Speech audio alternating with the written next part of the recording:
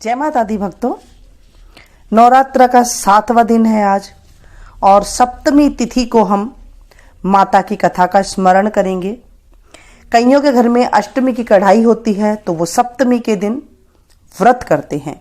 व्रत करके आप इन दुर्गा के 9 रूपों की कथा का आप सुनेंगे तो आपकी जो है मनोकामना पूरी होती है। कहा जाता है ये पौराणिक कथा है, इसे जरूर सुनना चाहिए। बोले माता रानी की जय, शेरा वाली माता तेरी सदा ही जय, 80-4-84 घंटों वाली माता तेरी सदा ही जय। तूने मुझे बुलाया शेरा वालिए, मैं आया शेरा वालिए हो। तूने मुझे बुलाया शेरा वालिए,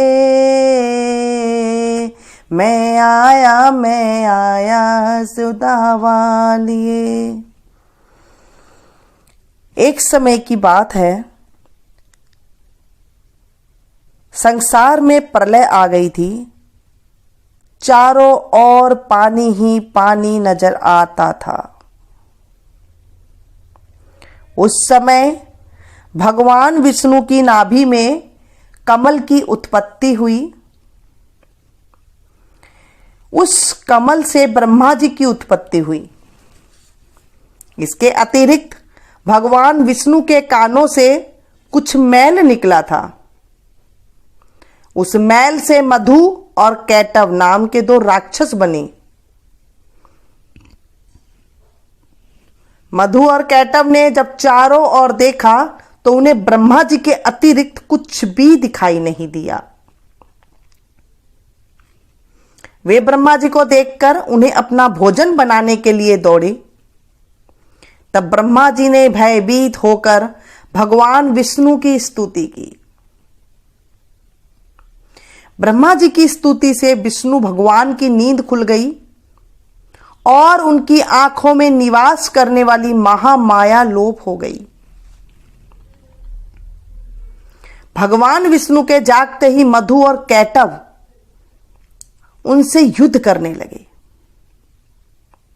कहते हैं यह युद्ध 5000 वर्ष तक चलता रहा। अंत में महामाया ने महाकाली का रूप धारण कर इन दोनों राक्षसों की बुद्धि को बदल दिया। वे दोनों असुर भगवान विष्णु से कहने लगे, हम तुम्हारे युद्ध कौशल से बहुत प्रसन्न हैं। तुम जो चाहो वर मांग लो। भगवान विष्णु ने कहा कि यदि तुम कुछ देना चाहते हो तो यह वर दो कि दैत्यों का नाश हो। उन्होंने तथास्तु कह दिया। इस प्रकार महाबली दोनों दैत्यों का नाश हो गया।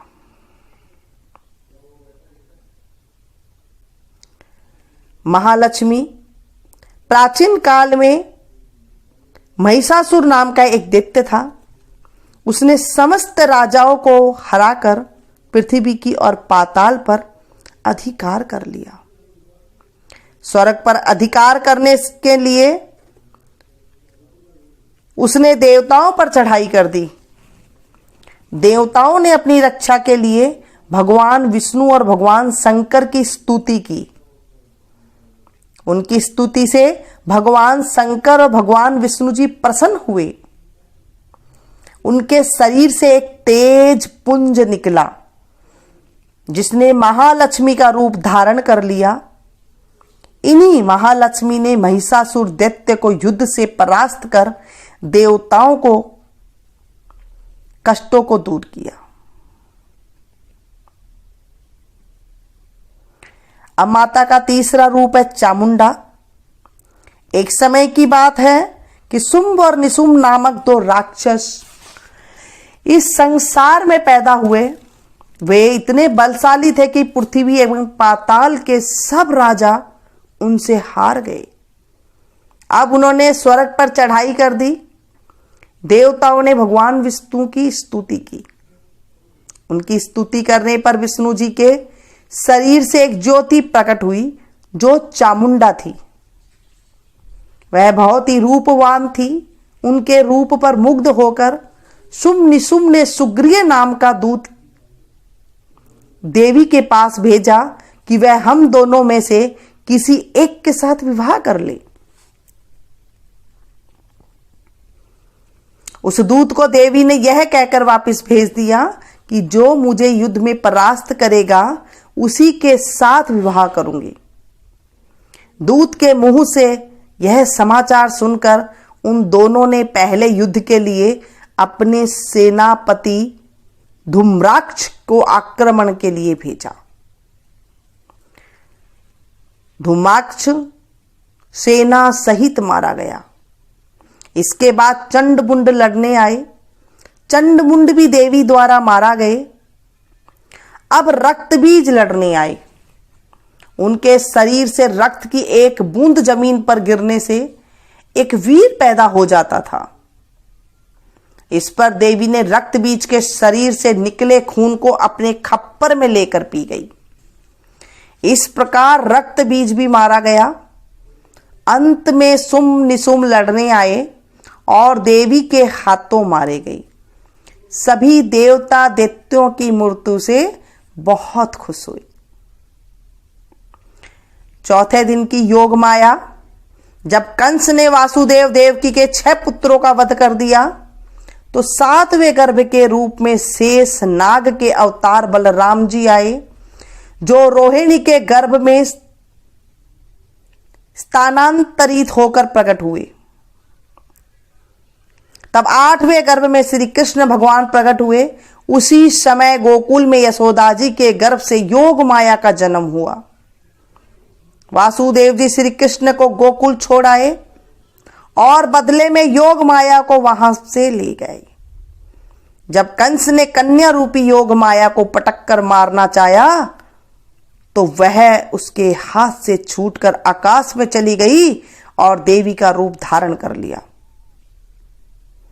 आगे चलकर इसी योग माया ने श्री कृष्ण के हाथों योग विद्या और महाविद्या बनकर कंस, चाणूर आदि शक्तिशाली असुरों का संहार किया। 5वें है रक्तदंतिका। एक बार वे प्राचीति नाम के असुर ने बहुत से कुकर्म करके पृथ्वीवासियों और देवलोक में देवताओं का जीवन दुभर कर दिया था। देवताओं और पृथ्वीवासियों की प्रार्थना पर दुर्गा देवी ने रक्तदंतिका नाम से अवतार लिया। देवी ने वे प्राचीति आदि असुरों का रक्तपान करके मान मर्दन कर डाला।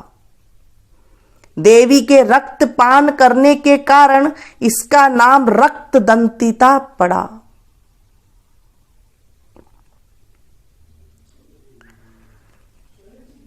तभी से माता को रक्तदंतिता के नाम से जानते हैं। और 6ठे दिन है शाकुंभरी माता।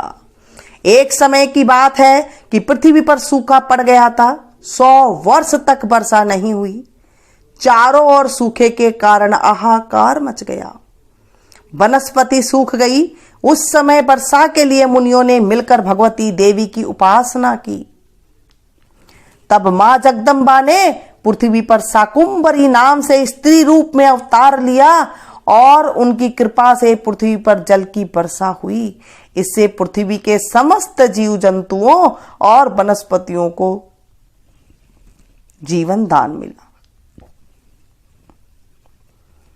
7वें दिन है श्री दुर्गा मैया।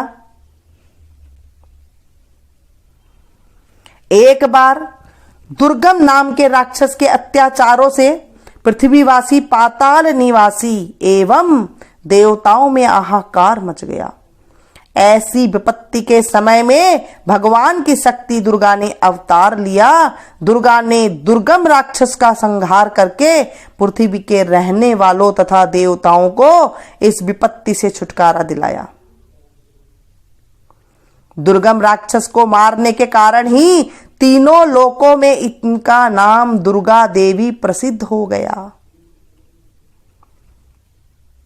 माता का 8वां रूप है भ्रामरी। एक बार अरुण नाम के असुर के अत्याचार इतने बढ़ गए कि वह स्वर्ग में रहने वाले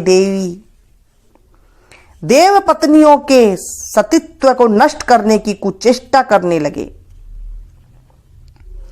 अपने सतीत्व की रक्षा के लिए देव पत्नियों ने भौरों का रूप धारण कर लिया और दुर्गा देवी से अपने सतीत्व की रक्षा के लिए प्रार्थना करने लगी।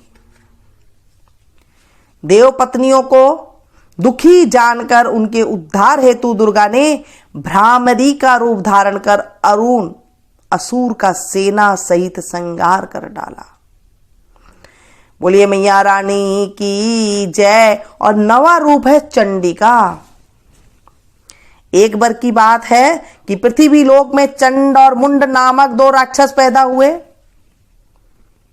इन दोनों राक्षसों ने पृथ्वी लोक, पाताल लोक और देव लोक पर अपना अधिकार कर लिया। इस पर देवताओं ने दुखी होकर मातृशक्ति देवी का स्मरण किया। देवताओं की स्तुति से प्रसन्न होकर देवी ने चंड मुंड राक्षसों का विनाश करने के लिए चंडिका के रूप में अवतार लिया। हिंदुओं में प्राचीन शास्त्रों के अनुसार दुर्गा के 9 रूपों का वर्णन आता है। जो आज हमने दुर्गा के 9 रूपों की कथा का स्मरण किया। इस कथा को सुनने से संपूर्ण पापों का नाश हो जाता है, मनोवांछित फल की प्राप्ति मिलती है। कहते को, सुनते को, हुंकारा भरते को मनोवांछित फल की प्राप्ति मिलती है। ये पौराणिक कथा है जो आप एक साथ अगर सुन लेते हैं किसी भी दिन तो हमारी मनोकामना पूरी होती है। शेरा वाली माता तेरी सदा ही जय। बोले साचे दरबार की जय। 80-484 घंटों वाली माता तेरी सदा ही जय। देवी मैया के भवन में गुटमण खेल लांगुरिया। देवी मैया के भवन में गुटमण खेल लांगुरिया। गुटमण खेल लांगुरिया के गुटमण खेल लांगुरिया। देवी मैया के भवन में गुटमण खेल लांगुरिया। देवी मैया के भवन में गुटमण खेल लांगुरिया। बोले शेरा वाली मैया तेरी सदा ही जय। माता रानी के दिनों में सात्विक आहार लेना चाहिए, हल्का भोजन लेना चाहिए। सुबह से आप लोग व्रत करते हैं, फिर एक बार जब खाते हैं तो तला भुना ज़्यादा खा लेते हैं। उसके बाद गैस बन जाती है, एसिडिटी बन जाती है, सर दर्द होने लग जाता है, पेट दर्द होने लग जाता है, तबीयत भी खराब हो जाती है, पेट गर्म हो जाता है। ये ज़्यादातर चीज़ें हो जाती है। पूरे दिन भर आप थोड़ा थोड़ा ले लें। अगर कुछ लेना चाहते हैं तो एक साथ आप गरिष्ठ भोजन एक साथ ना लें, उससे तबीयत भी खराब हो जाती है, क्योंकि ये मौसम ऐसा ही होता है। थोड़ी देर में आप सुबह कुछ आप हल्का फुल्का ले सकती हैं, कुछ फ्रूट ले सकती हैं। इस तरह से जब आप दिन में थोड़ा थोड़ा लेंगे और ज़्यादा तला भुना ना लें, थोड़ा थोड़ा हल्का हल्का आहार लेंगे तो आपका पेट जब सही रहेगा तो आप माता रानी का नाम भी अच्छे से उच्चारण कर लेंगे। जब थोड़ा थोड़ा लेते हैं तो कुछ भी सामान लेते हैं, जूस लेते हैं, फ्रूट लेते हैं, दूध लेते हैं, कुछ भी आपको जो अच्छा लगे उसमें से आप ले सकते हैं। तो इससे जो है शरीर जब निरोगी रहेगा तो आप माता की सेवा अच्छे से कर पाएंगी। कोई भी चीज़ को बगैर सोचे समझे हमें नहीं करना चाहिए। जब सीधी सीधी हम कोई कथा सुन लेते हैं या फिर सीधा सीधा कोई काम करते हैं तो वो हमेशा के लिए निभ जाता है, क्योंकि घर में छोटे बच्चे भी होते हैं, बड़े बुजुर्ग भी होते हैं, कामकाजी भी होती है और घर में आजकल बहुत सारे काम होते हैं। तो आप जब समझ के सोच के थोड़ा सा करेंगे काम तो आपका भी शरीर जो है सही रहेगा। क्या खाएं, आप लोग के क्वेश्चन आते हैं बार बार, क्या खाएं? सात्विक भोजन खाएं, हल्का भोजन खाएं, चीले वगैरह खा सकते हैं। जैसे हल्के चीले की रेसिपी है, इस तरह से आप खा सकते हैं। हल्का पहले जब आप भोजन करें तो सबसे पहले आप मीठा खाएं।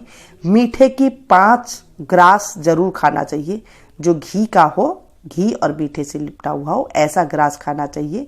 ये हमारे ग्रंथ में लिखा हुआ है, हमारे बड़े बुजुर्ग कहते हैं, हमारे ऋषि मुनि भी यही कहते हैं। पहले 5 जो ग्रास बोलती हैं, जो आप बाइट खाते हैं 5, वो आप 5 बाइट पहले मीठे की ले, उसके बाद आप नमकीन खाएं तो आपका पेट भी सही रहेगा। और यही जो व्रत का जो पुण्य फल है फिर ऐसे मिलता है।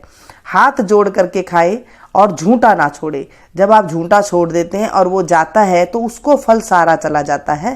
कहते हैं जब हम किसी को झूठा खिला देते हैं व्रत करके तो वो सारा फल उन्हीं को चला जाता है, फिर आपको कुछ भी फल नहीं मिलता है। आपको ऐसे लगता है कि मैं तो इतने दिन व्रत मैंने किया और मुझे कुछ भी फल नहीं मिला। व्रत करने के बहुत नियम होते हैं।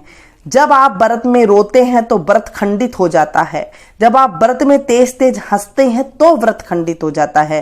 व्रत में दिन में सोने से व्रत खंडित हो जाता है। व्रत में ज्यादा बात करने से व्रत खंडित हो जाता है। व्रत में किसी की चुगली करने से व्रत खंड हो जाता है। व्रत में किसकी चुगली सुनने से व्रत खंड हो जाता है।